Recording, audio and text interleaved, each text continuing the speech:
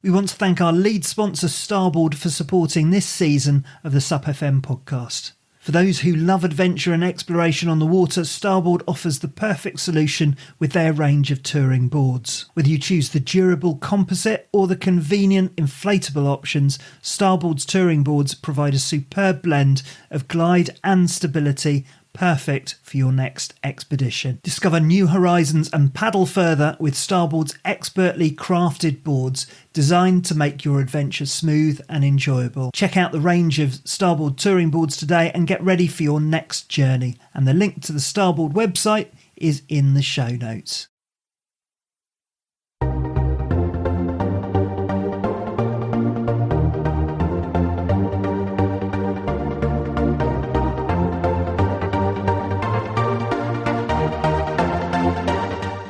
Welcome to another episode of the SUPfm podcast. On this show we chat with either people from the SUP tribe or to people who can help us to improve our knowledge and to increase our love of both the sport and the water. Every episode is intended to inspire you or to help you to get more deeply immersed in the sport through my conversations with guests who include leading athletes, scientists, explorers, TED speakers and New York Times best-selling authors. If you're inclined to support the podcast, please subscribe on your podcast platform of choice and on our new YouTube channel.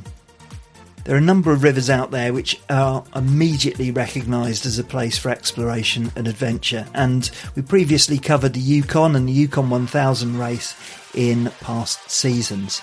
I got together with a previous guest on the show and their team to work up this episode all about their experiences on that classic adventurer's destination, the River Amazon. And I hope you enjoy it as much as I enjoyed putting it together.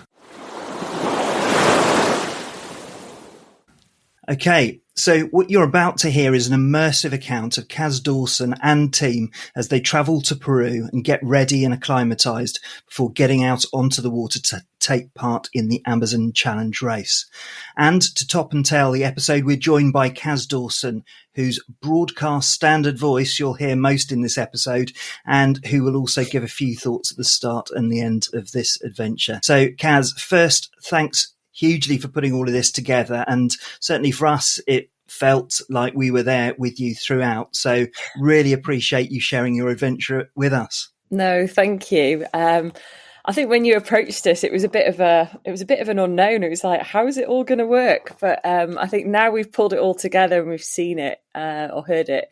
I'm really quite blown away and quite impressed. It's actually brought back little memories of things that sort of happened that I'd kind of forgotten about. You know, you remember all the big things and you sort of tell a story to people and you end up sort of saying or sort of telling the same story. You're getting a little bit of a patter with it. So to go back and listen just reignites those magic moments that we had over in Peru. Well, it's fantastic. And just to sort of step back a little bit, so you've been on the show a couple of times now, so you may already be familiar to our listeners. But for those who haven't listened to your previous appearances, could you just give us a quick bio? Because I think when you were interviewed first, you were still fairly new to the sport, but you've done so much since then. And this year you've been nominated for SUP Connect Woman of the Year as well. And you're right up there in the popular vote. So could you just give a bit of a greatest hits summary? Okay, so I'm based up in North Wales, and paddling for me started back in about 2018. So that was when I sort of first stepped on a board. And then since then, we kind of went down the route of doing some qualifications, upping and ramping up my adventures and challenges and races. And then we sort of gave birth to SUP Lass, which would have been around 2021, which I think was when I first came on SUPfm. So that's like 3-4 years ago now. So a lot's happened. And then since then, we've kind of moved more into sort of the adventure side of things. It's sort of accessible adventure, lots of trips. So we've got a whole summer this summer now packed full of Scandinavia. I'm across there the next 3 times in the next month. So we've got a lot of things like that coming up. But it's been really great because I've been able to take people from their first kind of paddle experiences right through to their first overseas expeditions. So the trips that we've got going out are all SUP Lass trips, but last year, 2 years ago, these were all people that were nervous beginners on our lake. So part of our journey has been sort of taking people with us, taking them into those adventures. And then it's also then made me want to go and push and do that bit more. So whilst I've been taking other people out, I've also been trying to keep challenging myself and keep finding the next thing that I can do on a SUP. So it's just been a really great journey. I've met some wonderful people. It's just given me so much more than I ever thought it would be. And I think when I set out SUP Lass, I don't think I had any idea that it would turn into what it's turned into today. So just love every minute and love spending time with people and spending time on the water. Yeah. Well, the recognition's there in the nomination this year. And also you haven't mentioned another area of your operations, which I'm particularly intrigued by, which is the foodie sort of aspect as well. So maybe we can pick that up on another episode in the future. Yep. So that's a bit of your bio, but you did complete the Amazon Challenge as a team, and all of whom are featured in this audio diary. And I'm not sure whether they're going to thank you, and you can obviously say anything you like at this point, but I just wanted you to give maybe a little bit of a bio about your team members. So John and Matt. Okay, so John is my long-suffering partner. He is the behind-the-scenes of SUP Lass. But he's always here helping me with like loading kit, getting everything prepped. So he came along, but his actual bag, his specialism is actually sort of filming and recording. He's really good with like all the tech side, making sure I'm organised with things like battery packs and chargers. So he's really, really good at just being super organised and super helpful. And then Matt, I first met Matt, I'm just trying to think when I first met Matt, probably going back about 18 months, 2 years ago. And since then, I've been on a number of trips with him. I've been up to Scotland, I've been to Albania, I've paddled with him up in Wales as well. And we just kind of hit it off, his kind of quirks. And, he's very, very experienced on the river. He's done lots of guiding. He's also got a lot of experience in the jungle. So that was why we got Matt involved. He spent a lot of time over in Panama and Sri Lanka. So he's used to those kind of tropical climes. So he was kind of our insect, wildlife, anything that wanted to eat us, kill us, sting us kind of expert guru. So so between the three of us, we all actually had some really lovely skills that all complemented each other. We worked really well as a team. The fact, we'd all paddled together previously, it just worked. It worked. And part of the challenge I think we had was Matt was in New Zealand the whole time. So trying to kind of coordinate diaries and get kit organised. We took all of Matt's kit for him, which you'll probably hear in the episode. We just worked. We worked. A good team. Absolutely, and you can absolutely hear it. So thanks, Kaz. We'll come back to you at the end with some more questions. But for the rest of you, here's the immersive audio diary of Kaz, John and Matt's experiences as they take part in the Amazon Challenge 2024.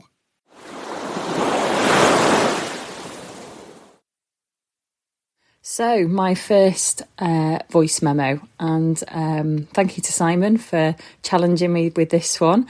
So it's the night before flying out, and I'm at home with my partner John, who is on the trip with us, and Matt, who we're joining, is already in Lima. He's flown directly from New Zealand, where he's been working as a guide.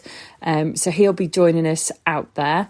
But yeah, how are things going? So we are in the throes really of doing the final bit of packing. So it's currently almost 7 p.m. really, and we're flying at 5 o'clock in the morning.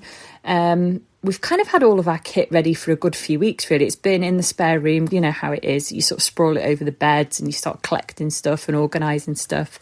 Probably what's been a bit of a challenge is I've still been using particularly my paddling kit up until 2 days ago. So things haven't, been able to get too packed away until, I knew all my sessions and everything were done and dusted. But no, packing's gone well. We've got everything kind of covered. Sort of jungle environment is not an environment I am particularly familiar with. So we've had to think about the kit we're taking out, an awful lot of first aid gear, all eventualities, thinking about all the little critters, the things that want to bite you, sting you, just generally cause havoc. The humidity, the sun, hydration, there's a lot there that you probably wouldn't normally think about, that we've had to think a little bit extra, a bit harder about. So I think that side of things, we're carrying a lot of kit. But yeah, in terms of gear, there's all the sort of standard paddling stuff I can see in front of me.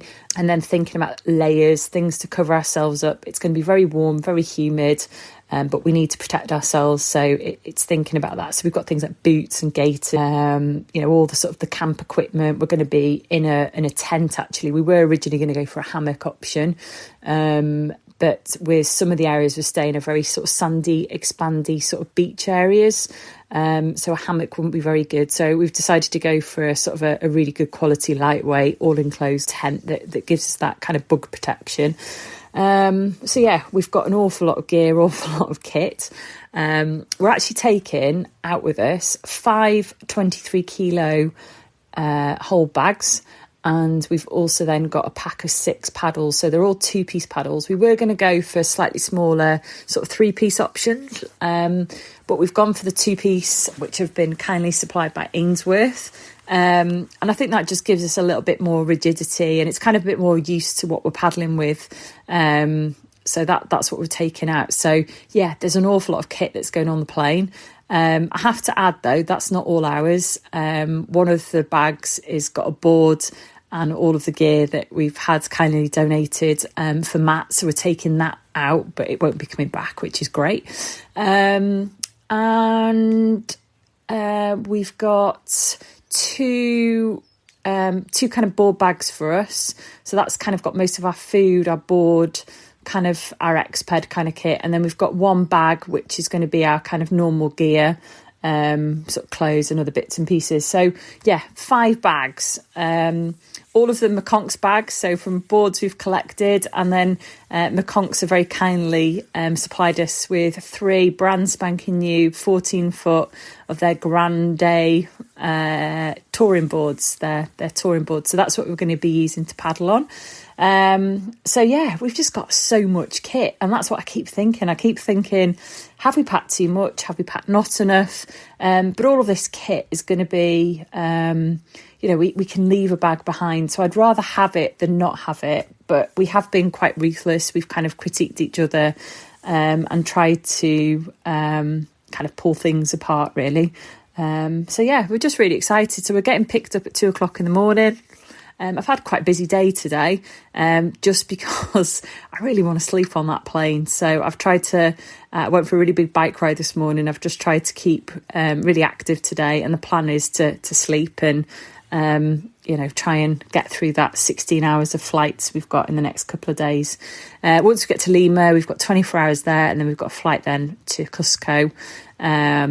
So we'll do that. And then once we're in Cusco, then we've got sort of 4 or 5 days there. So we can acclimatise, hopefully, to the altitude, just a bit of rest and recuperation, buy those final things. So things like gas we haven't got. There's probably a few little fresh items, bits of chocolate, all those little bits we want to take with us that we can't really carry now. But yeah, we're all good. So one thing I've not shared, and this is one thing very few people know about, is up until probably 3 weeks ago, the trip was very, very much in jeopardy. So I'd had really good sort of training, sort of leading up to it. I spent an awful lot of time in the gym, and actually that's one question I've been asked a lot about in terms of how have I got fit, how have I done my training, what have I been doing. So up until 3 weeks ago, it was all going really well. We did the SUP 12, went up to Scotland, I did the Spade Challenge. I've done loads of kind of personal paddling. I've been in the gym at least sort of 3-4 times a week. I've been on my bike, doing loads of kind of cardio, all of that stuff that helps. And probably some of you know that I broke my ankle when I was out paddling in Albania in the autumn. So I've had to recover from that, which I did very quickly. So it's really focused me, because I knew I was coming to the end, I was like, right, I've got to get fit, I've got to get strong. So everything was going great. And then 3 weeks ago, I had paddled in Scotland. I was in the Spey, I was driving home, and I said to John, I don't feel well. And then it got worse and worse. And over the few days after Scotland, I ended up in hospital and ended up with pancreatitis, inflamed gallbladder, and emergency surgery to have my gallbladder removed. So it was really touch and go. And I sort of said to John, do you know what? I'm not calling it. I'm just going to see how I recover over the next few weeks. And within 6 days of my operation, I was back in the gym, back on my bike, back paddling. And it's just been the most phenomenal recovery. Luckily, it was keyhole surgery. But yeah, had my gallbladder removed. I was really quite poorly. I also had biliary sepsis. I didn't realise like how serious actually things were. And I remember saying to the surgeon before operation, do I really need this? And he's like, no, people die of this. You've got to get it sorted. So that was a real thing that came out the blue that really kind of jeopardised this trip. So I didn't say anything to Matt. I kept it really quiet. And I thought, do you know what? I'm just going to see how I recover before I make any decisions. So I pushed it to the last minute. But yeah, it's really surprising. I can't get over how well I've recovered. So that's something that I've not shared with many people. So yeah, it was very touch and go up until a few weeks ago. So we're green light, we're good to go. So spoke to my consultant this week or last week actually. And yeah, he was happy for me to fly and to keep pushing on with things. So yeah, there you go. That was the whole jeopardy of the trip, but we've got over that little thing. So these things are sense tests to say.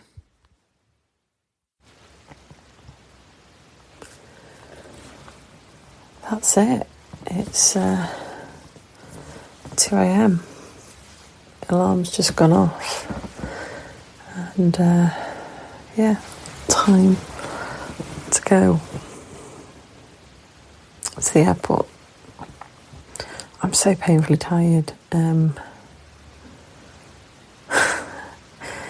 I was finishing work until midnight. I've been just trying to pump out some project management stuff that I've been doing and just trying to finish some things off. So just trying to get all that done. But yeah, got it done. So 2 hours kip and we're off to the airport. I'll wake up in a minute. But yeah, the day's come. Never thought it would really, but we're going. We're on our way to Lima, to Peru. John's just making a cup of tea now. Still got to find one last pair of trousers, as you do. Can't find them anywhere. Hopefully they're in the cupboard. My dad will be here in the next 15 minutes and we'll be on our way to Manchester. We've made it to the airport. We've got all our bags, our paddles, all our gear, our kit. Just in the queue now, ready to check in. We're flying this morning to Amsterdam, and then we've only got a very short stopover, probably an hour and a half or so, and then we're heading straight out to Lima. So haven't got very long at all. So yeah, lots and lots of flying today. I think it's probably around 16 hours that we're going to be in the air. So a big day, but no, all ready to go. What is it? 3:30 in the morning at the moment. So we're just in the check-in queue now. So we've made it to Amsterdam. We're in Schiphol.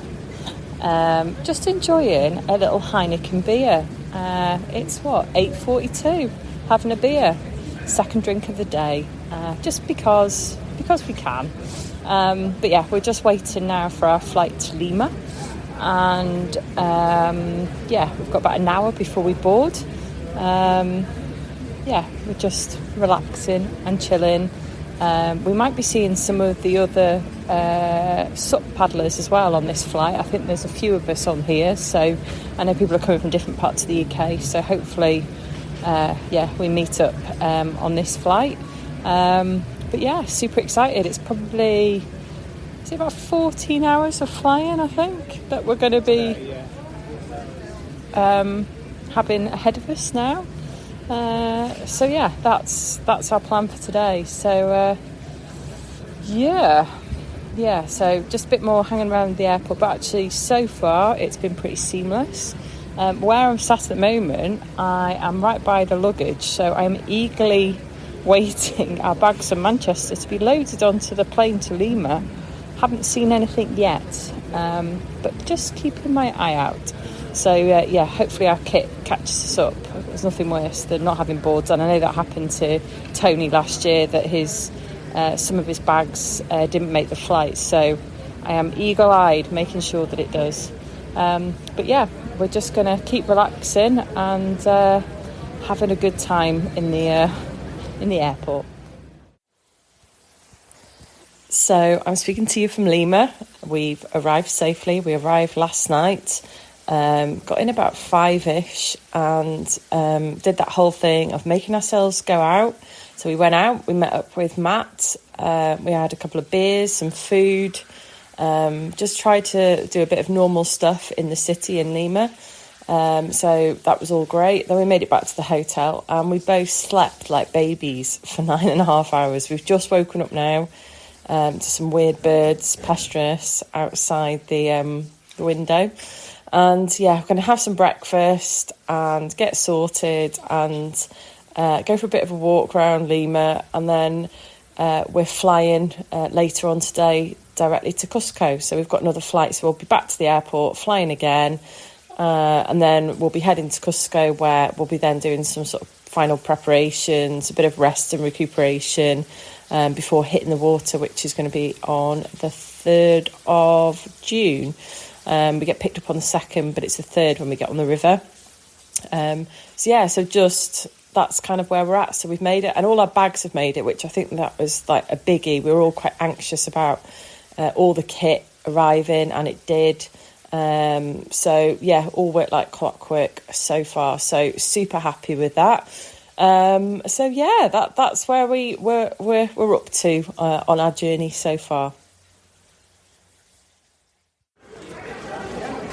We're just in the security queue in Lima Airport, about to fly to Cusco, and just had the most hilarious moment where a lady in front of us got her suitcase stuck in one of those little devices that kind of measures the size of your bag. So we watched for a bit, and they weren't having any luck getting it out. And John the engineer, being the engineer, got involved, and with a penknife and some zip ties and a lot of huffing and puffing, it even involved him taking his coat off. We ended up getting the bag out, which was quite hilarious to watch. And then we were all rewarded with a load of chocolate. So that was our good deed for the day today, doing some bag rescue services in Lima. Hi, yes. We are in Cusco. So what day are we on today? It's the 30th. It's really just gorgeous wall-to-wall sunshine. Lots of festivals going on in Cusco today. I'm with Matt and John, so say hello, guys. Hello, hello. Hello. And we've just been given, each of us, a little llama good luck charm. So we're going to be taking them on our boards with us down the Amazon. Super duper cute. And then we've all been given friendship bands as well. We're all friends. Yay, paddle friends. So we're going to go and have a little look at, I don't know if you hear the music in the background, there's like a bit of a festival going on in Cusco. And then I think we're going to go, and I know it's a bit... guinea pigs. Oh, Matt, I know it's controversial, but they're having koi, which is guinea pig in Spanish. So we're going to go and sample perhaps some guinea pigs and let you know how they taste. The town is absolutely buzzing today, and glorious wall-to-wall sunshine. We've overcome altitude sickness. We seem to be doing really well. We haven't really succumbed to it. We didn't land till quite late yesterday. So we're just enjoying our travel. So another day of R&R, and just relaxing, really, getting ready for our trip, which we're going to be picked up in 2 days' time. So just enjoying Cusco. We're currently walking through this fantastic chicken and kind of guinea pig feast. Just hundreds, thousands even, of local people just tucking into guinea pig and chicken, all sort of socialising with friends and family, having just a really great time. And we're just walking around now trying to find somewhere we can join them and sit in and sample some of these local delights.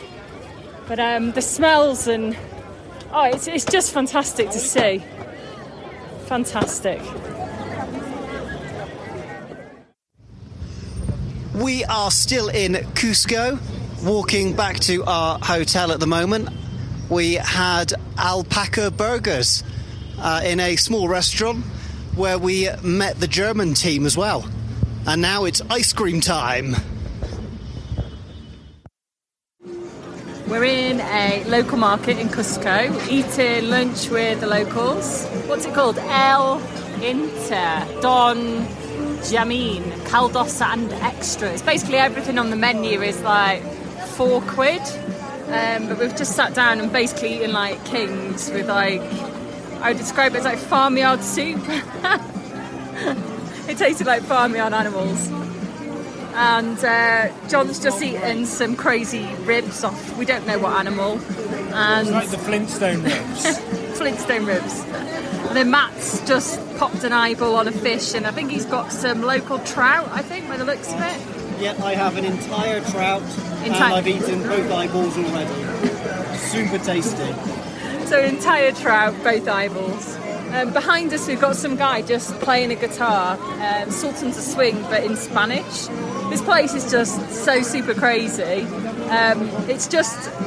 We've just really enjoyed it, because I know we've got the challenge coming up now. We've only got a day away, but it's helped us certainly get over our altitude sickness. We've sampled guinea pig, we've sampled alpaca, we've made some chocolates this morning. We've just like thrown ourselves into Cusco and this sort of Peruvian culture really, and just had a really good couple of days, just getting rested up, a bit of fun, and seeing the city really. We're going to take some supplies. We might take a bit of chocolate to the rainforest, as Matt is about to tuck into another eyeball. Matt! It's going to go down well. Slightly harder than the others. But yeah, you can probably just hear how crazy this place is. But we've just tried to eat all the local food and meet as many local people as possible, and it's just been a great experience so far.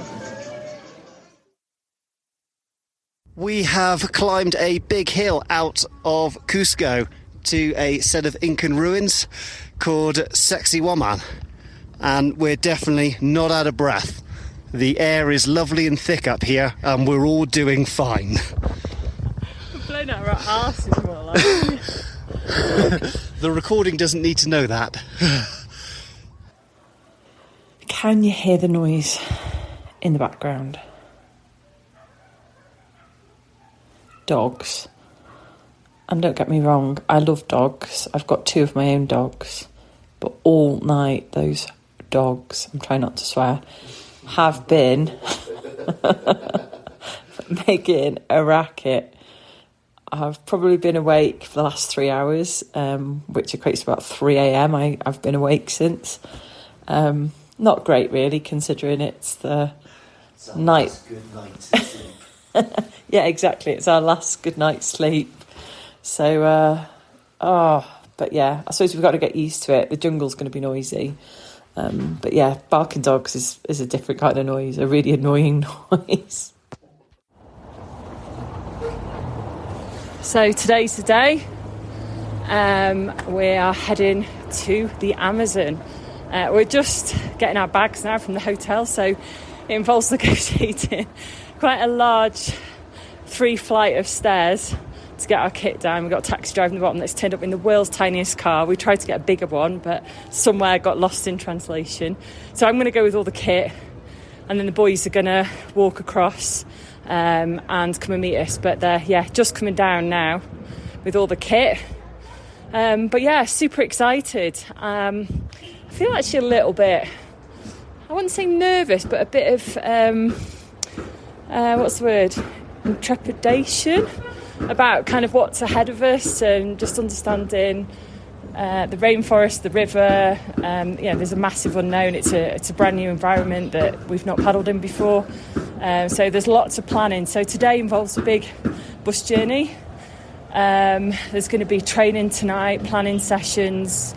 And then tomorrow there's going to be more classroom kind of training, and then we're going to be doing some river training, a lot of safety stuff. And then, we'll be sort of on our merry way then.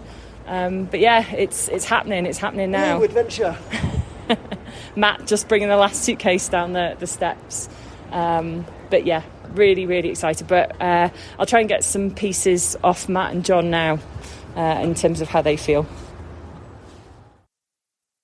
So we just sat here in the hotel waiting for our taxi to pick us up. We've got our baggage all down from our room, all packed up, ready for us to unpack again and get ready for our adventures. Matt was wondering why his bag was so much tighter than before. It could be because he bought an entire poncho, a woolen one, just for bants. You're jealous because you didn't buy one.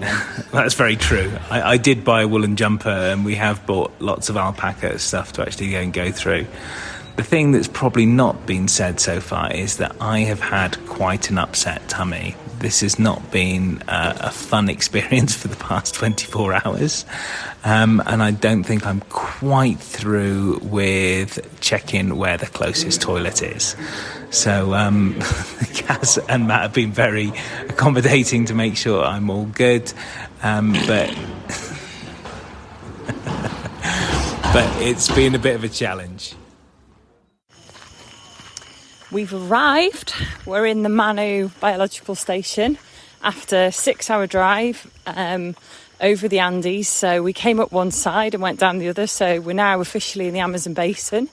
Climbed almost 4,000 metres. So we started off about 3.5 in Cusco. So another 500 metres or so, went right over the top, back down. We're currently at about 600 metres. So at the Manu Biological Station, which is a station we've been raising some money for, and they do amazing research into the rainforests and the creatures that live here. It was an incredible bush ride, as I said before. And actually, when you were coming down into we called it like the cloud forest, every single kind of hairpin bend that we came around, and it was a really sort of steep and kind of creeping path. There was like just a new layer of like diversity. Every few hundred metres you could see new trees, new plants that were getting introduced as you sort of worked your way down. And the road at times was quite sort of treacherous. There was lots of kind of landslides and bits where it had completely got washed away. And then areas where there were sort of waterfalls really close by. So just some absolutely spectacular scenery. Even though we were in the car or the van for 6 hours, just a really sort of magical experience. And I think that kind of makes it, and I think it sort of emphasises how remote we are really out in the forest. Basically in the middle of nowhere. So it's just sort of added to that. So yeah, we've had a flight, 2 flights, and a car drive to get here. We've all settled in well. We're now in our rooms, just waiting for supper really. Just been for a little wander, little leg stretch. We've just seen some fantastic hummingbirds feeding on the little feeders. And we've put our flag up for our sponsors in our briefing hall where we're going to be meeting later. And it's really hot, really humid, really hot and humid. And just so excited to get on the river. We're currently next to a downplane at Manu Biological Station, watching fruit bats emerge from the cockpit and the back entry door, which is pretty cool to see. John and Matt are here as well, and we're just sort of settling in really. We've just got to our rooms, dropped our kit off, getting ready for the briefing and having some supper tonight. Matt, how have you found today? Today's been a lot of sitting down on the bus, but the views out the window spectacular. we've driven along valleys and just straight through rainforest beauty. It's been gorgeous, and another bat just flew out of the cockpit. And John, how have you found today? Oh, it's been amazing. It's worth the drive. Like, there's nothing that would have kept me away. Just to be here, literally in the humidity that hits you like a torrent, the sounds that are just singing around you, and just seeing the fauna and everything that you would expect the rainforest to be, just literally being there, just magical. It is magical. I think tonight is just going to be just getting comfy, really, and getting to know our surroundings, and Hello, quick voice note. We are currently in a shack, and Kaz is lying in her bed, sticking a foot out from under a fly net so that John can rub foot powder on it. There you go, there's my update. Toodaloo. Hello and good morning. It is about 6:15 in the morning, and I am walking down one of the tracks at the Manu Biolab Research Centre, which is where we're staying for the next 2 nights, and is also one of the fantastic charities that we're raising money for, which is helping to preserve the lungs of the earth, the Amazon rainforest. This track is beautiful. Trees, wildlife, the sounds, everything. Really looking forward to getting on the water today. It's Monday the 3rd, so we'll be heading on the water tomorrow. But we've had our first night in Manu Biological Station. Slept so incredibly well. Last couple of nights we haven't had the best of sleep, so it was great to actually get some good decent shut-eye. But today is going to be a day full of training and nav and those last minute checks and bits of supplies. So we're going to be doing some SUP training on the river, so just checking our kit, how it's secured, board flips, self-rescue, just kind of refreshing all of those skills. So they're sort of splitting the canoes and the SUPs out today, so we're going to be doing a bit more personalised training. We're then going to be doing a bit of nav training, so we downloaded all the GPX files last night. So we'll be getting our trackers and just running through all the safety protocols. So on the water with this, there's a kind of a 1-to-4 ratio in terms of kind of safety boats. So they're going to be on the river really keeping us safe if there was to be an issue. But they won't be with us in a sense. They'll be somewhere around. And then, opportunities to pop to town, get some supplies. And just do this last minute checks really. Plenty of fluids, plenty of food. Sorry, I'm yawning because I'm still lying in bed under my mozzie net, and it's just turned 6 a.m. So that's today, but we've just been trying to get adjusted the last few days, trying to get up earlier and trying to go to bed earlier, just to try and help with our days paddling. It's only just got light here now, but it does get dark very early, so trying to just make that switch to our bodies, and our ability to paddle and maximise on light is kind of there. Had a really good night's sleep. As I said, I got woken up at 4:30 with howler monkeys, which was quite funny. Not quite like the blackbirds we have at home.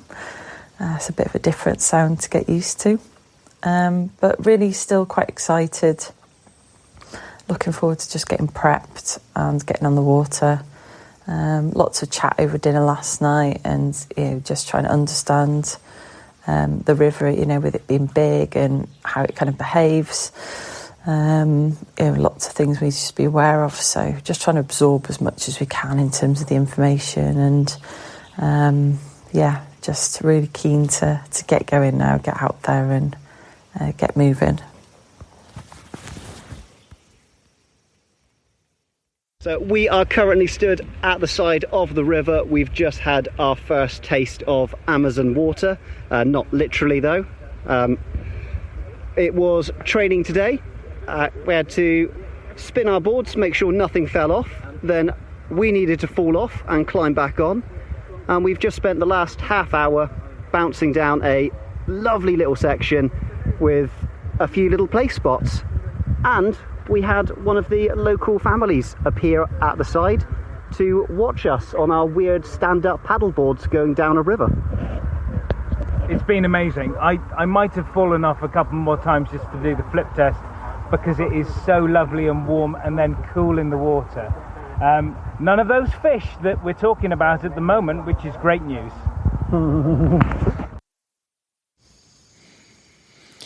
We've had a fabulous day today, pretty long day, and we're all just hunkering down now for the night under our mosquito nets. But today we've all been out on the water, so the canoes and the SUPs, we've been out testing kit.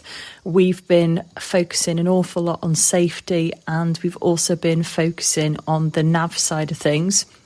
So this morning, we loaded our boards up, went in a unimog, which is pretty cool, crossed the river, got a little bit above where the start point's going to be tomorrow, but it made us basically get out on the water and get to test out some kit. So we sort of set everything up as we would do for our paddle for the next few days and tested it. So board flips, self-rescues, just generally sort of brushing up and sharpening up on some skills, and just ran probably a sort of 2-3 kilometre section, just getting a feel for how the river behaved. A very big river, very boily, lots of tributaries coming in. Also interesting to paddle alongside our safety boats. And these are like traditional kind of Amazonian canoes, so you can probably imagine what they're like, but they've got these really long sort of propellers on the back on these sort of long sort of metal propeller shafts basically. So that combo with SUP is pretty lethal. So we were kind of working with them, teaching them about what we do. They were telling us about what they do, learning about things like safety signals, when we do need assistance, when we don't need assistance. So it's just a really useful day to get everything sort of sorted.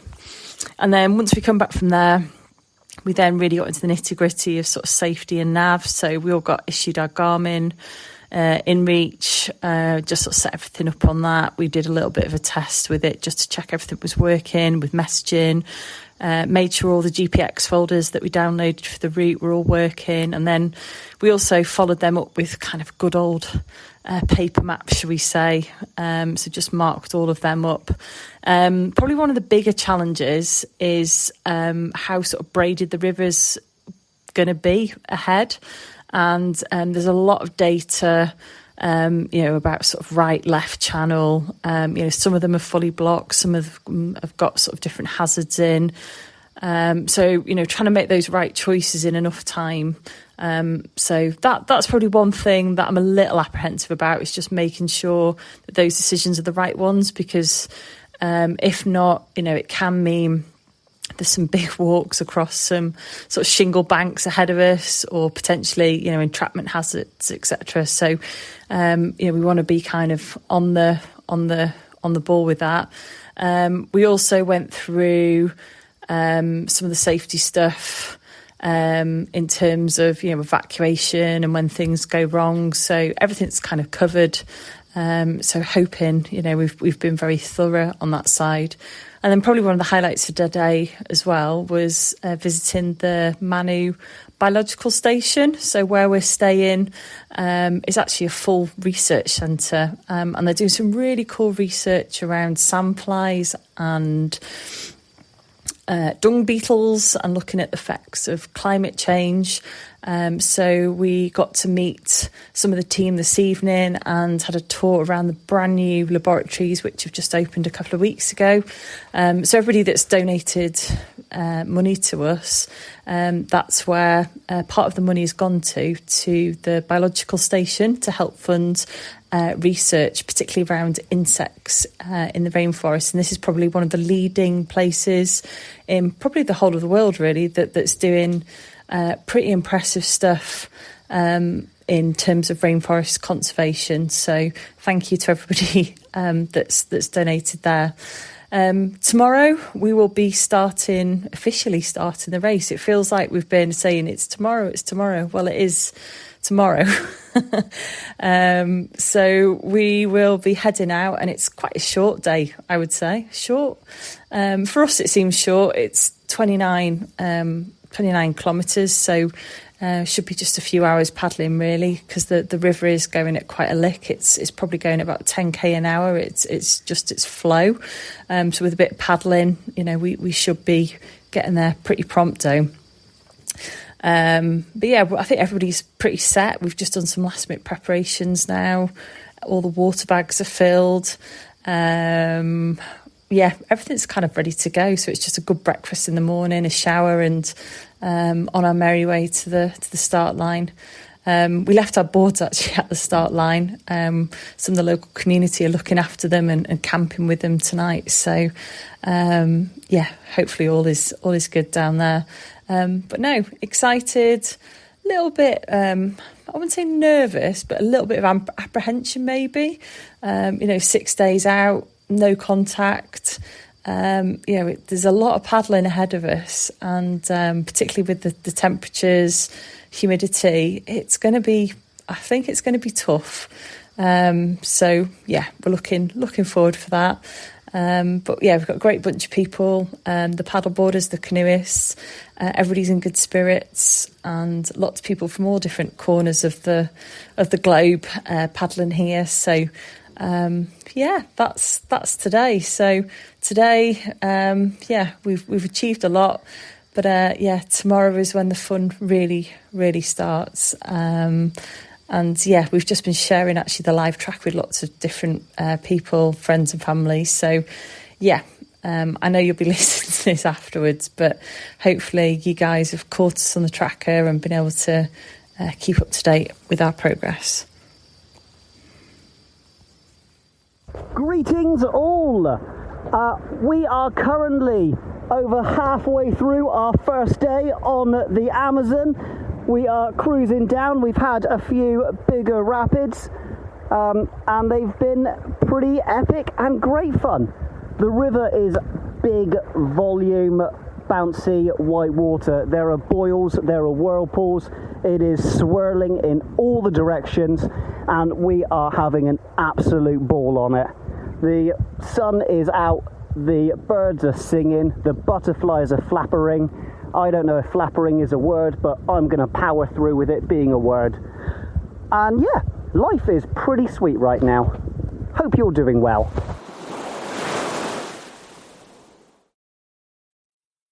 We're all about innovation with our collaboration partners, and we'd like to thank Oscar Propulsion for their support for this episode. Tested and proven, their innovative SUP paddle slits dramatically enhance paddling efficiency. This isn't a fad. Research shows a more efficient use of power input from the paddler and a significant reduction in stress on the body. To paddle brands, now's your chance to license this game-changing tech, and to our paddle community, say goodbye to paddle flutter and get ready for smoother and longer rides. Discover more, elevate your paddling experience, and join the revolution at oscarpropulsion.com/sport.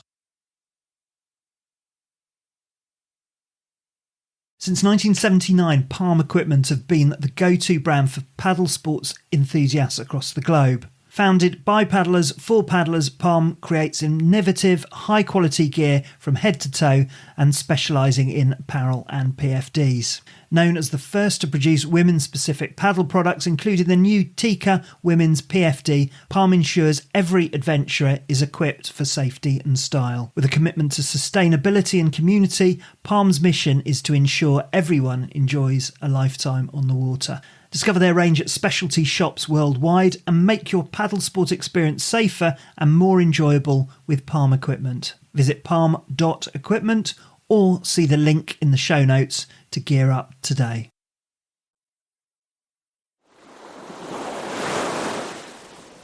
We're paddling the Amazon, the Amazon, the Amazon. We're paddling the Amazon, the Amazon, the Amazon. We're paddling the Amazon, the Amazon, the Amazon. We're paddling the Amazon, the Amazon, the Amazon. So, guys, do you feel sorry for me? I've had to put up with that for over 40 kilometres today. These two have just been hilarious. They've just been, Matt and John, just the terrible twosome today. We started this morning, I think it was about 10 when we hit the water, Manu Biological Station, just a short drive from there. And we jumped on and quickly hit probably our biggest rapid of the day, I would say, that first one. Do you agree, boys? I agree, it was a pretty good start. It was a funky one. Yeah, a funky one. So I started how I mean to go on. Had a really great spectacular swim on the first rapid. But yeah, we basically stepped on the water and it was tonking. And within about 100 metres, we were straight on to basically a grade 3 rapid, which we had great fun with. But everything was really good. I did my full board flip, recovered. And actually, it was good to have a swim early on because, yeah, it's good. But yeah, we've had lots of thrills and spills today. We've had to rescue another paddler. Matt did a sterling job with his rope work, pull him in the side. So we kind of did our bit as a team there and doing some recovery. Shouty Matt. Very shouty Matt, giving his instructions, his River Matt kicking in. We've had just generally a lovely day going down. You can't, Matt. What are you saying? I said some heroes wear buoyancy aids. Oh, some heroes wear buoyancy aids. That's math for you. And then we drifted down the river. We had a lovely lunch stop, and where we stopped on this beach, there were big cat footprints. So that was quite cool to see. What I think impressed me today was the just the size of like the buoys and the eddy lines. It was just, yeah, big. It's a big river. So yeah, just great how it kind of behaved and all the different braids and picking the right routes. I'm sure we did a few more K than some of the other teams. But yeah, and then we've come to stay with one of the communities tonight. They've got like a little eco kind of tourism area. And we visited them, and we've got a little sort of shack hut that we're staying in tonight. Went for a walk up to a waterfall, which is quite deep into the rainforest. Bit of a swim. And then we found these fantastic hot springs. So where we are in the middle of the rainforest, they've actually got hot springs. So we went there to sort of ease our muscles after I wouldn't say a long day's paddling, because I know we've got longer days coming up. But at least we're kind of below the 300 mark now, kilometres left. We've managed to do that. So that's a good thing. Tonight, and I don't know, the boys can chip in here. Actually, we're all in bed together. 1, 2, 3, not in bed together, but we're in a room together. What happens on next bed stays on next. Yeah, exactly, Matt. But what have we all had tonight, guys? What have we had done? We've had some tattoos done with the pulp of a fruit that, if you pick it really young, allows it to then just dye really dark green black. So we've had tribal patterns put down our arms and our hands completely covered. So we've been told that it takes 12 hours to cure, and when we wake up in the morning, we'll probably have very dark lines in tribal patterns down our arms and very dark hands. I think a couple of us are actually worried because we've wiped our faces and mopped our brow tonight when we've been sat by the campfire. I wouldn't be surprised as well if we've got black face or dye or whatever on us, from where we've rubbed our sweat away. So yeah, we'll see what beholds. Tomorrow is a short day, so day 2 is 26k, and we're going to be staying with a different community tomorrow night. So yeah, hopefully, excuse me, you can tell I'm tired. Hopefully tomorrow, again, another good day's paddling. We've got a few more, I think, slightly larger rapids in the morning. Yeah. And I think tomorrow's the second big kind of rapido kind of day. By day 3 then, the river really does start becoming more braided and flat, and it's going to be a bit more of a slog paddle-wise, really. So we also have Cayman Alley to go through tomorrow. Oh, we do have Cayman Alley, don't we? That left that we've got to take. So Cayman Alley, we'll let you know what Cayman Alley is all about. Yeah, we've got Cayman Alley. What else have we got tomorrow? Well, I'm more impressed that these paddleboards and the gear that we've got is just working like a dream. The paddleboards that we've got from Andy McConk are fantastic. They're working and doing exactly as they're meant to do. We've been through big water today, just pumping through it, and we've done a good number of kilometres on them, and they're just brilliant, working like an absolute dream. Ainsworth with our paddles have been fantastic as well. They're just really pleasurable to paddle with. We've had a great time with that. And then tonight we've been using our exposure lights, which are brilliant. Half of our time we're not on the water and it's dark for 12 hours in the jungle. So we really needed to have some decent lighting solutions, and we're really happy to have all of our sponsors just really doing some really great things for us. And I got to use the Life Systems first aid kit today when I burnt my finger on the stove. So it's always good to test everything. Yeah, we did actually. We have used a lot of our kit today, which is good. And we'll try and share some photographs of some of the items, but everything is working really well. So yeah, that's day 1 done and dusted. We can't forget the Mustang bags. Oh no, the Mustang bags have been brilliant. Everything's dry. Yeah. Everything is dry. Yeah, it is. So we'll leave you to the sounds of frogs, toads, and the occasional fire alarm bird, as John has named it.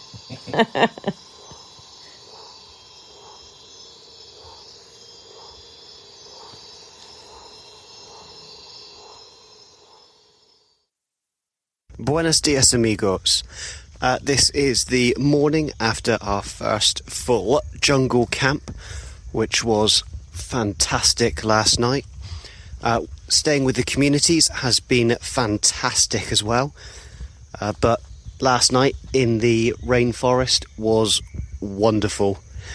We went for a night wander and found all sorts of interesting and cool animals. A couple of snakes, a few tarantulas, many frogs and toads, a cockroach the size of your hand, and it was pretty awesome walking around. Really good night's sleep last night, and today we've got another long day, and we will be at another wild camp tonight. I'm currently walking along what used to be a logger's track, and that's why we're here in the Amazon, trying to help find the communities and locals alternative ways of making money through ecotourism rather than logging. Now I'm going to go find a place to poop. So I'm just walking back now, but we've been staying with the Shantari tribe this afternoon. We've met up with them. So we stopped here around lunchtime. We paddled, probably about 36 kilometres this morning. And they've welcomed us here. And we've just been playing with all the school children on a little creek on the river. We've got the paddleboards out and they've been having the best of times doing little races and games and playing. And then the Shintari have also made a wooden raft, so we were racing with them, and the whole community has just turned out to come and play on the boards. So it's just been such a great afternoon. But yeah, today another great day paddling. Probably the end of our whitewater sort of stretches now, the first 2 days. Tomorrow we're moving into an area which is occupied by the Machu Piro, which are an uncontacted tribe. And we've got lots of strict instructions in terms of where we can paddle and how we kind of behave in those areas. So we're going to learn more about that this evening. But yeah, just a fantastic day. It's so hot, so humid, so many animals and creatures. Today we saw tapir tracks. Just on the side of the river we saw turtle nests. We've seen so many big cat footprints, probably a jaguar that we've seen today. But yeah, the place is just alive. Everywhere you look, there's just something moving. And just having the best of times. So we're now below, below 300 kilometres. My bad. Below 300 kilometres. So we've got another big distance still to follow. So I've just been for my little morning walk. You know the walks I mean.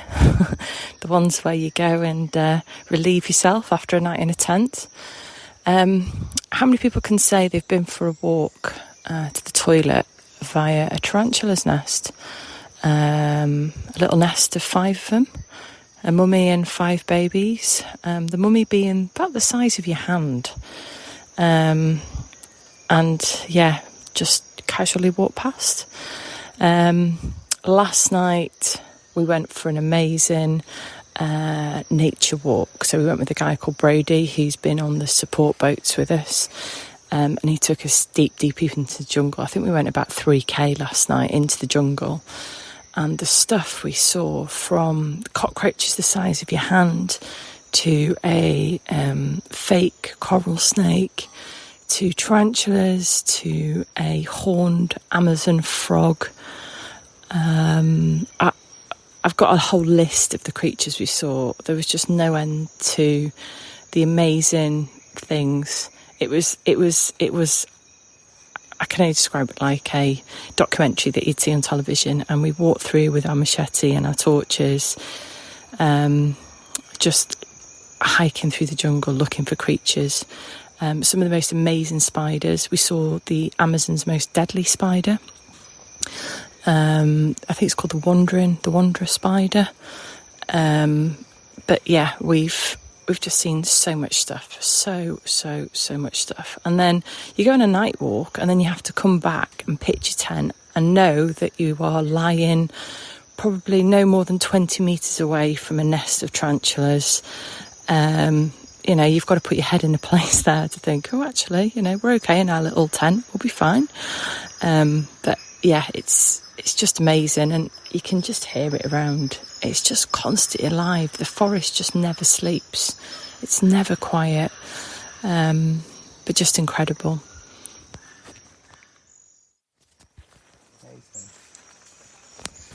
Just packing our tent up, and there was a little bit of a buzz above our heads. And it's the world's smallest hummingbird just trying to get a bit of nectar out some flowers. I thought it was a hornet or a bee, but just stood here watching it. Just how remarkable. So we're at camp 3, made it in really good time yesterday. We had a medical check in Bokomanu. We met a doctor, so we all got inspected, checked that we didn't have any issues with things like our feet or insect bites, just generally checking we're in good health and fit to continue. And then we went a couple of K more and then pitched in the jungle. And where we pitched last night, I have to say I've never, ever in my life seen stars like it. We were sat on the riverbank, went to look for some caiman, and you could see the Milky Way. It was the darkest sky I've ever seen and probably ever will see. It was just unbelievable. And then the other thing, though, is kind of opposite where we are, and we're in kind of cocaine central here, is an illegal airstrip where they bring in and out drugs and drug material for production. So you get to hear, the planes overhead, but they're all like little illegal planes smuggling and moving drug stuff. So we're just about to go to breakfast now. We're going to get the plan for today. So we're going to go down an alleyway called Croc Alley, which I presume is because there's lots of crocodilians, caiman. So black caiman is what we're going to be keeping an eye out for. But the next 2 days now, we're going to be on our own. So Camp 4, Camp 5 is actually wherever we want to pitch up. We've got about 120 kilometres to cover over the 2 days. And we've got 2 camps. So it's kind of, we do our own thing. So we're just getting prepped, ready for that. Have some breakfast, get our water bottles filled, energy levels high, and get on the water again. Tomorrow? We will, it's more or less 144 kilometers until where the stop of the independent camping, stop. We will set a checkpoint more or less midway, somewhere that we find reasonable, between 66-70k, where the crew will have a gazebo, there will be a chance to top up some water. And you're more than welcome to stay with us. If not, feel free to push a bit forward or to come back. So again, after how many kilometers is it from here? The checkpoint? Yeah. We'll see. It's in 66, 70. Okay. 4 up, 4 down. Okay. It's Carlos. It's Carlos It's kilometers, yeah. No, I'm joking. It will be on the point that we set in the map. We will try to be within there, and if we're not exactly there, we'll be within eyesight. So that's the way. Today we have 2 arms that we can take. We're going to get one of the motorboats to shoot ahead and place a flag. If you don't see a flag for whatever reason, we also have some fluorescent material, like the one of the life vest, like yellow fluor. If we might put that as well on a bamboo in case we run out of flags or something happens. That means this arm is open, you can take it. Today we have 2 arms, okay? We have the first one, which is Croc Alley, which is... Barraca está aquí abajo, ¿no? ¿Cuántas vueltas? 2? Croc Alley, es el primero. For the Croc Alley, for the subs, be a bit careful. There's some bits of shallow waters and a bit of water above the vegetation line. So it can be a bit tricky to navigate. That's where we had for canoes our only capsize last year. This is because it's quite shallow and sometimes you cannot see something submerged, and it's very easy to tackle something sideways, and you would be surprised. You're a bit sideways, something hits you, and you can capsize pretty easily, like you guys almost experienced on day 1. Then after that we have the next alley, which is Tambo Blanquillo, or Tambo Blan, which is a bit further down. We'll also place a boat there to indicate you where to come in. If for whatever reason you overshoot or you don't take the alley, it's no biggie, you will reconnect as well. The reason why we put these is because the wildlife there is really, really cool. It's amazing. Remember, when you enter them, the quieter you are, the more chances you have to see some stuff. And by the way, we had a black caiman sleeping here yesterday. quite a big one. Then after the optional campsite or the checkpoint where you can restock tonight, those arms, the Bocay Shiribe, short and long, are closed. So after the checkpoint, we stay to the main river. Those arms are closed. There's as we spoke yesterday, there's been some cocaine labs there, and yeah, we just are not allowed to go. It's as easy. There's no negotiating there.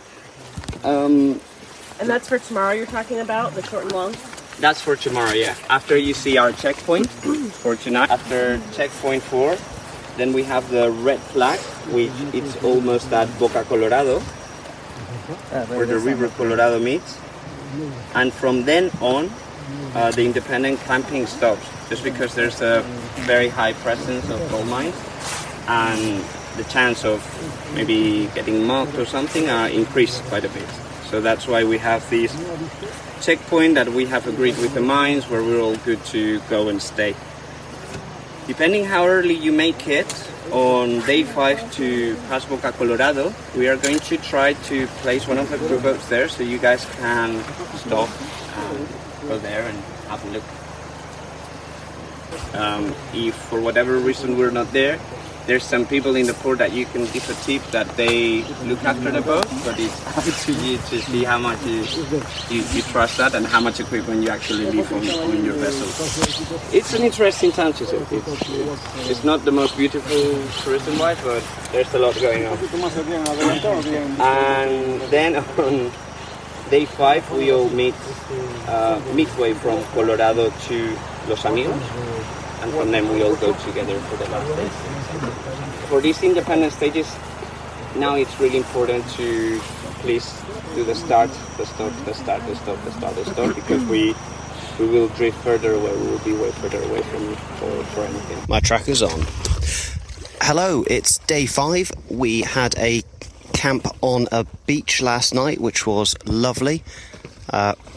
Lots and lots of midgies, sandflies and other flying beasties, and I think all 3 of us have been ripped to pieces, especially Kaz and I. This morning is an earlier start. We're on the water for 7, and this morning was absolutely beautiful. Really thick mist descending all around the rainforest, the river, the valley, the trees. We've had parrots flying over this morning, and life's pretty sweet. Okay, so it's the second to last day, penultimate day tomorrow, where we have got one of the longest paddles again to actually go through. Today was epic. It was 76 kilometres in at least 32 degrees. Pretty grueling for temperature wise. Paddle wise, do you know what, the distance was fine. It was just the heat, the oppressive heat to actually just deal with. There was not a single cloud in the sky. It was taunting us with the capability of just being overcast, but not at all. We started early this morning. We were off at 7 a.m, which was great because we were off through the fog. We woke up with very thick fog. Amazing, and we were just meandering through that, made some amazing photographs, and just felt true explorers just going down the river. But it burnt off in about an hour, and then we just carried on paddling. It was good. We managed to get 40k before 12 o'clock, which was pretty good going, but then after 40 kilometers the river just stopped flowing. It was like a giant lake. So very interesting to then try and push on through the grueling heat and actually then just make it happen. However, we did have a 15-minute stop in Boca, a Wild West town, which is kind of like tin shack alley with little tuk-tuks riding around and everything else. It's flipping crazy. We managed to get ourselves 12 beers, so we're ready for tomorrow, the party and the celebration of actually just finishing what is the self-proclaimed toughest challenge. But it's hard. It's a tough, grueling one to actually then just get out and work with. And I can't be more proud of Kaz. She's a flipping machine. She makes me, who is trying very, very hard, feel like I'm not able to try hard enough, because she's just there right by the side and doing it. Matt, phenomenal, amazing humour throughout the entire day, but I think we all found it just an interesting one to actually then just push through. But Of course, 30 and 60k involved the Amazon song, so we did that and actually had a great bouncing up time. I think that was a disco version today, which was quite fun to actually push through. We've gone through loads of gold mines today, so from the first 13 kilometres it changed from what we've been just so honoured to see as pretty untouched Amazon rainforest on the side with a few little tiny farms either side with bananas and papayas and things, now to dredging, lots of dredging for gold, and actually that's the mainstay of living around here. And Boca is literally that Wild West place where people then take the gold, have it smelted down and actually get the money for it. So it's a crazy place, and it's hard to then say, well, you can't do it because you're polluting the water and everything else, but what are these people have got to actually go to and actually earn money from? So let's just hope adventure tourism is the way to actually then just make it happen. Just to explain the scenery where I am tonight, we're on a big pebbly sandy beach. The stars are phenomenal. You can see a big stripe across the sky, which is the Milky Way. Everything's a little bit upside down, topsy-turvy, because we're the other side of the equator, and the moon is just a waxing waning moon, so it's just that kind of a sliver, kind of like a ring that you can see that it's just there. It's amazing. The stars are just like little pinpricks in the sky, and I've never experienced black skies like it.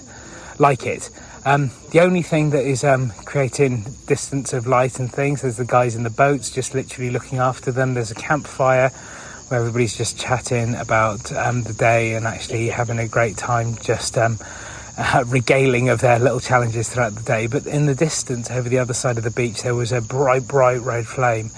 And what they were doing was smelting down their day's haul of gold with the mercury to then allow them to earn their living, which is, that's what they do, and that's how it is. So interesting to actually see. It's the full experience of actually understanding what has and is happening in Peru to then go and see.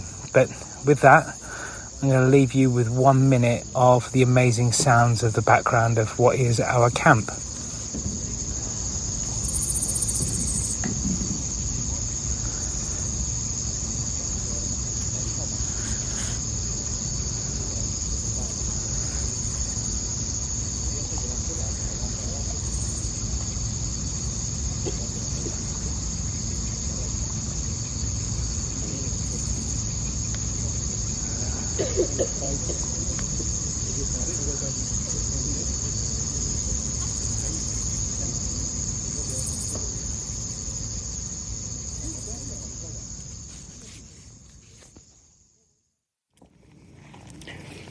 Well, it's the final day. I haven't really said anything the last couple of days, just because, I don't know, it's just been so blooming tough. We've had 2 days of over 70 kilometres, but the distance hasn't really been the issue. The challenge has been the conditions. We've had very, very slow moving water, where last year the guys that did it had probably additional 2 metres on top of what we've got, so it's running slow. The sections we're doing is very long, slow meanders. And the heat is an absolute killer. It's been getting up to 35, 37 maybe in the afternoon, and we've been paddling through that, so it's been trying to keep our body temperature down, getting enough in the way of hydration, keeping motivated when it's really, really hot. It's so hard. We were one of the few teams that made it into main camp on time last night. The cut-off time was 5 and we were the first team in. But yeah, that kind of shows how sort of tough it is. There were teams having to get towed yesterday. There were teams that didn't even make camp 5 yesterday. So the fact we were the first ones back and here, I think it sort of shows testament to our grit and determination, really, to get it through. But that aside, we are now on the final day. No idea what it's going to behold. There's some rumours in camp that things maybe slightly changed this morning. We don't know to what. We're getting on the water at 7 a.m, so nice and early. But we're just trying to figure out what they're going to ask us to do, whether it's going to be a slightly different course or shortened course. But yeah, I know they've been sort of struggling really with this flow issue on the river. And just to say, I suppose the Amazon at the moment, in the Amazon basin and where we are, is actually in a drought situation. So yeah, less water. Even though it looks like there's a lot of water here, you can tell that it's very low. So, final day. Me and Matt just sat here now, having our breakfast, aren't we? Hello and good morning. Good morning. What are you having, Matt? I have chocolate muesli this morning, dehydrated meal, and it has been my favourite breakfast so far. I think we all agree, actually. The chocolate muesli with the little freeze-dried strawberries, I think, is our favourite breakfast. I've even loved it that much. I've had it for my lunch, I think yesterday. I'm washing it down with a very, very tea. Oh yeah, I've got a mug of coffee. I've got a coffee bag, so tucking into them. But the meals have been fantastic. Thank you, Base Camp, for helping us and supporting us with those, and Real Termat for putting us in touch with Base Camp and the support with the discount now with the meals. We've had to carry a lot of meals, and it has helped keep us fueled down the river. So, what wildlife have we seen on the Amazon? We've seen a huge array. Probably the last 48 hours we've seen the most diversity of wildlife. I think I would only probably pitch it to a Attenborough documentary with the amount we've seen. I'll share with you some of my highlights, and I'll get Matt to share with you some of his highlights. Mine has to be, I think, the river otters was a pretty cool thing. The giant Amazon river otters, which I believe are quite a rarity. They're probably 3 times the size of the ones we'd see in the UK. Yeah. They're huge, and they were massive and so long. Really long and really inquisitive. They were quite fascinated with us going past on a board, and they were looking at us. And my second one has to be the Amazon, is it the horned frog? Yeah, the horned frog. Oh, what a creature that was. And again, they're pretty rare too. So we stumbled across one of them in the forest where we were camping a couple of nights ago, and it's got a big horn on the top of its head and just sits there under rocks, just gobbling things. But really, really impressive creature to see. What have been your couple of highlights, Matt? We saw monkeys yesterday at 2 different points. They were really funky, just swinging along the trees right down by water level. That was a fantastic sight to see. Yesterday morning started with toucans, a pair of toucans flying over our heads. I love toucans. We've had scarlet macaws and the blue macaws crisscrossing morning and evenings. But we saw a family of armadillos, which was magical. Towards the end of yesterday, there was maybe 4 small ones and an adult. Down by the water's edge, they saw us and scurried up the muddy slope, falling and rolling as they were doing it to try and get up and away from the scary paddleboarders. That was fantastic to see. What went past your tent last night, Matt? A big cat of some description went past the tent last night. It was around 3 o'clock-ish. There was lots of sniffing and snorting. Just behind my tent was another one of Captain Canada, one of our canoe crews. He really heard it as it was sniffing around the side of his tent. Looking out into the dark after I heard the noise, it was dark and I couldn't really see anything, but there was some sort of darker looming patch just walking away, which was wonderful. And actually everywhere we've camped, particularly the last 2-3 nights, because we've been down by the water, sleeping on kind of beaches and sort of softer areas, there's been some really, really incredible big cat footprints. I think we mostly think jaguars, but yeah, they are definitely around here. And I think here they like to feed on capybara, which I think we normally see, or they said they normally see, but we haven't seen the capybara yet, so hopefully we'll see some on our way today.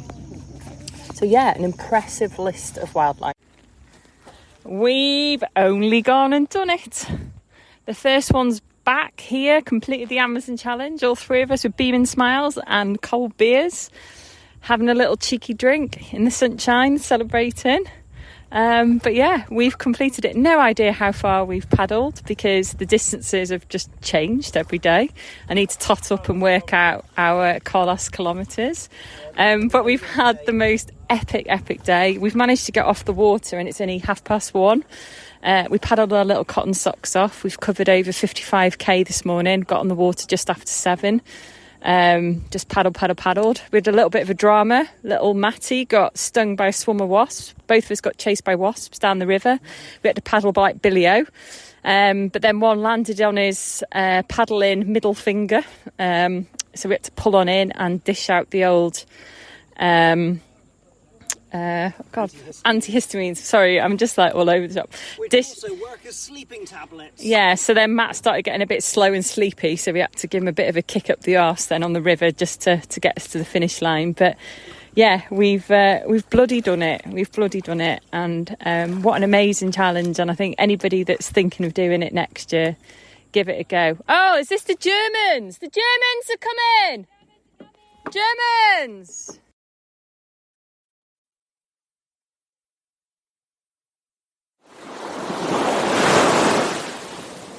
So, well, that was fantastic. Did that bring some memories back? It sure did. There was certainly some things there that had faded away. I'd sort of forgotten about ever so slightly. So to hear that, and particularly to hear the kind of the water, the insects, the sort of noises in the background of the jungle, yeah, kind of made me feel like I was back there again. Yeah, absolutely. It made us feel like that as well. So the first question is, and I hope it came across in the audio, that this is a very dangerous area potentially, which is why the planning and organisation of the event's so key. And it wasn't just from the animals. So what was your experience, particularly in the Gold Town? Because I guess it's literally the law of the jungle, both there and near to all of the cocaine factories out there as well. So Boca, Colorado, I think I can only describe it as the Wild West. It was pretty fruity. And when we got there, I think Carlos and Freya, the organisers, really wanted us to sort of submerge ourselves and see the town. So they put us on the back of this little truck that was carrying water bottles, and we had no clue. They just drove really fast. And actually it was quite funny because John's parents were following us on the track and they thought we'd been taken hostage at the speed of knots. We'd sort of sped into the centre of town on the back of this truck. And the more we were going in, the more I was thinking, I really don't like this place. Like, it's just not my vibe at all. And you're sort of going in there and yeah, there were kind of these kind of clothes hung up that looked like kind of prostitute clothes. It was all very kind of, and sell your gold here. And it was all kind of gambling. And I was like, gosh, what is this place in the middle of the jungle that they've sent us? So, it was quite an experience. It was kind of like a modern day version of the kind of the gold rush in America, I would describe it as. It's interesting. Wow, quite a variety of experiences you had out there, and just tell us about your contact with the tribes out there and how isolated they are, because I guess the challenge or the balance for events like this is it can potentially negatively impact their culture through contact from outside, but to balance that, they won't have a culture if what they live is cut down for commercial use. So just tell us about some of your encounters and contact with those tribes. So the first couple of days we stayed with two tribes, with their kind of goal really of engaging with community. So their aim was like sort of setting up ecotourism opportunities. They really wanted to see good in the possibilities of kind of tourism and that interaction with the Western world. And, they'd set up, they had sort of dedicated, areas that one of the tribes had sort of hot springs. It was all very kind of geared up for kind of people. And for them, they're always kind of battling this challenge between trying to earn money through illegal ways. Well, we say illegal ways, but actually for them, it's their way of life, the logging, the gold, the cocaine, that there really isn't anything else out there for them. So, if they are looking to raise funds and money and have the things that we become accustomed to, then they're kind of forced really down those routes. So exploring opportunities. And I think that's what the Amazon Challenge has done so well is, working with those tribes that wish to be engaged, those local communities, to try and enable them to look for those other streams. I think the challenge they have is how remote the area is. So you're not going to be getting people passing daily or weekly, dropping in, using. They might. You're talking a few occasions each year. It's not a big trade. So part of this Amazon Challenge was actually raising funds for the community. So as a team, we raised, it was just shy of £2,500, which we split between the communities and the biological stations, which we visited. So between that, it's all about kind of managing the forest and trying to sort of preserve and maintain that sort of pristine rainforest that we all love. And then the other side of it as well was the Machu Picchu, which are a tribe, an uncontacted tribe, which are very kind of different, where they didn't really want that contact. They wanted to remain in their area. They wanted to keep doing their sort of thing, which, had been keeping themselves to themselves and living, from the forest. So there were, tribes and communities that did want to engage and others that didn't. So it was being aware of that. And what's been interesting is probably before and after the journey, how much reading I've tried to do around the subject to understand, the challenges and the barriers.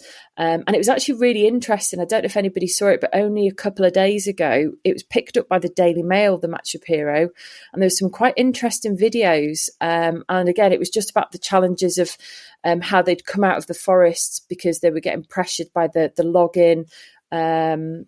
So that was kind of an interesting piece. So there's lots and lots. There's a really good Netflix documentary as well. So there's some bits you can kind of read up about them. But yeah, fascinating. And my knowledge of the area in terms of the people, the wildlife, the cultures, is somewhere I knew very little about, has just become quite a fascination really now. Yeah. Well, it's an incredible environment to be operating on, whether you're tribes or, whatever you're doing there. And obviously, particularly your journey. And it was clearly very tough paddling, and evidence of that was that the audio went quiet for a couple of days on the water as you were sort of just basically digging in. So just give us a sense of those days, because clearly you were just concentrating on getting through those tough conditions. Yeah, I think what was quite unusual was the time we were there, we didn't have any rain. So it's kind of classed as a rainforest, but the whole time we were out on the water were record-breaking temperatures, record low water levels. So that really posed a challenge. And I think the distances weren't huge distances. I know the sort of the bigger races, bigger challenges out there where you're covering off much bigger mileage in a day. But the challenge was the temperatures and the physicality of being able to deal in sort of 30 plus degrees day in, day out. And it didn't drop much during the evening, and trying to keep hydrated, keep food down, and just keep moving. That was the sort of the challenge, was how zapping the heat was. And because you were on the water and there were no trees around you, and how wide and big the expanse the river was, it was relentless. It really was. And there was a couple of days where we were hitting those sort of 60, 70 kilometre paddle days. And it was brutal. It was tough. And even the water that you were splashing on yourself from the river was still mid-20s, and it just wasn't, cooling you, or you weren't getting any relief. And because you had to make those checkpoints, you just had to keep digging and just had to keep going. And I think at times, we all had our little lows. We all had our moments where, we were having to get kind of pulled along or pull each other along. So, it was tough. And I think that was probably the appeal of the challenge was, yes, we can go and do different challenges and races, but it was that unique environment. And I think it's probably one of the few things out there that really kind of tests you in terms of the heat, the humidity, all of the little bitey things. It really, really did make you think beyond just the paddling. Yeah. And of course, to help with morale, you had your theme song of the expedition, which is "We're Paddling the Amazon," which is living rent free in my brain and has done ever since I listened to it first time. And but it sounded like, again, a bit of a contribution from the team there, just to lighten the load when things were getting tough. Yeah, it was our little song, and I don't know how it all kind of came about. I think it was the boys sort of messing about, and it took me a while to adopt it, but I got in with the swing of it. But every 30 kilometres we sang the song, and I don't know why 30 kilometres either. It just but it was just like a little morale boost. And then we started things like the disco version, the Wild West version. We did different things, and then the canoeists got involved as well. So when we were passing them. I know they've got some videos of us singing it, and then we're starting to do twirls with our paddles as well. But it was just at times, I think, just to sort of soften the mood, and some of it, because we were as a team paddling, and the three of us, you were sort of long stretches where you didn't see people, so it was just to keep morale up, keep going. But I laugh, I laugh and cringe in equal measures. Well, the Wild West and disco version, I think, to come. Maybe there's a whole album. You heard it here first, folks. And then just going back to the experience itself. I mean, obviously it taught you a huge amount, I would guess, in terms of planning and taking part in this sort of expedition. So looking back on it, would you have brought different kit, and what other adjustments would you make knowing what you know now? That's a good question. Different kit, probably one of the worst things I did take with me was my neoprene leggings. I genuinely thought that I think it was just hard, actually, because we weren't expecting it to be as warm as it was. When we were looking at all the past sort of data, temperature data, when we were trying to look at apps and work out where we were at with temperature, everything we were looking at wasn't how it panned out. So at times I felt like we did slightly overdress. So I just took a very thin pair. I think it was like 1.5 mil sort of like neoprene leggings, but it was too hot for those. And a couple of extra pairs of very lightweight leggings would have been a good addition. More variety in my food. I'm one of these people, I really like what I like, and when I like it, I really like it. So I took a bit too much of the same. Real term at the chicken tikka meals, I took too many of them. So I wish I'd sort of mixed my menu up just a little bit more. So it worked out. We were doing swaps with other teams and between each other as well, just to try and mix it up slightly. But no, I think we did pretty well. We were really quite brutal, and we actually left a lot back in the hotel. So I think Matt being Matt and the amount of time we spent in the jungle, he, I think, took a quick look at me and John and said, right, I think you guys need to strip this down. So from what we had versus what we took out actually on the river was minimal. And in the end, I ended up wearing the same set of clothes every day for the sort of 6-7 days we were sort of out paddling and doing sort of water-based things. And the same with my sort of camp clothes. And, we just went very, very lean on it, which worked really well. But yeah, I think, I don't think there would be a huge amount I would change. The kit we had was just fantastic, and we were supported with some really, really great brands that backed us, and they donated items, and it was really good to sort of get to test and trial out those things in that sort of jungle location. But I think we did okay. And it certainly put some fire in my belly to look at what the other possibilities are. And, there's a few other little trips I've got brewing around in my head and some ideas. So, I think it was tough, and but I think we could up it again. I definitely do. Yeah. So I don't know whether it's too early, and you've referred to some thoughts that you've had about future challenges, but do you have any sort of thoughts about where you might go next in terms of what the next expedition might be? I've got a couple of ideas bouncing about. I've got one that's fairly close to home, which is quite an interesting idea that I've just been sort of mulling over, and it's been kind of mulling in the back of my mind for a couple of years, really. So I feel like I can maybe get that across the line. I think it's the possibilities now. I've kind of been there. I think that's kind of made me just think a little bit more. I'm not giving much away, am I? Not really. Fair enough, though. But yeah, I've got a few ideas, and we're back to Scandinavia, and I know there's some other trips next year going out there, and potentially, looking back at going back to South America. So. There's I think it's made me realize how doable it is, and just putting your name down, really. And I think the hardest part of it all was kind of telling people you were doing it. I think once you sort of start saying, "Oh, I'm doing the Amazon challenge," and I think because of breaking my ankle and then ending up in hospital with my gallbladder, and you just don't want to let people down, and you almost want that perfect ride into it, and you never ever get that perfect ride. So when you sort of put your head on that chopping block and you say that you're going to do something, you really want to see it through. So I want to be certain I've got the time and everything, all the stars aligned, really, to make it happen. Well, that's entirely fair enough. And if I could just put in a plug and say, whatever you do next, we'd love to share it again, possibly in the next form as well, because I've really enjoyed experiencing this with you. Kaz, thanks so much to you and John and Matt for sharing your adventure with us. I do hope it will inspire others to take part next year. All links are in the show notes. And see you on the water, hopefully very soon. No, thank you, Simon. Thank you.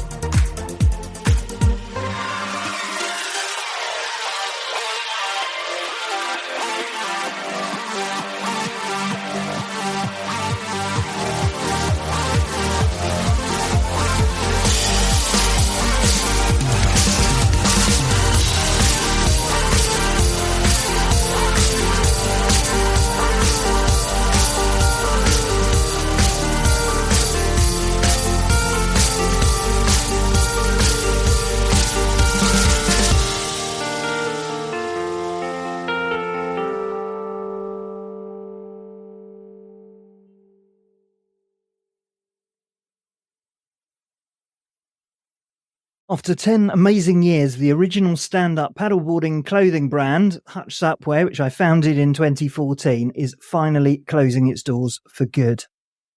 If you came to the National Water Sports Festival in Hayling Island back in the day, you'll know Hutch and its outstanding quality. In fact, my hoodie from our very first batch, after a decade of constant wear, still looks almost as good as new. This is your last chance to get your hands on some iconic gear with an incredible 50% off everything. From hoodies to tees, it's all going fast, and when it's gone for good. So don't miss out on owning a piece of SUPwear history. Head over to hutchsupwear.co.uk, use code HUTCH50, and you can grab your favourite pieces while stocks last.